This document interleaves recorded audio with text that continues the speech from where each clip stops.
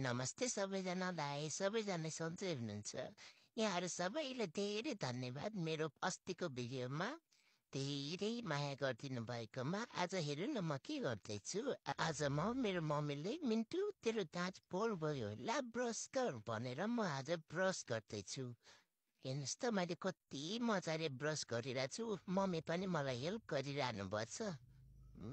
म आफै गर्छु, मम्मी छोडिदिनुहोस्। आफै गर्दैछु। हेर्नुहोस् त मैले कति मजाले ब्रस गरेको। फेरि म ब्रस गरेर एकछिनपछि मेरो डलसँग खेल्दैछु। हेर्नु त म कति मजाले खेलिरहेको छु।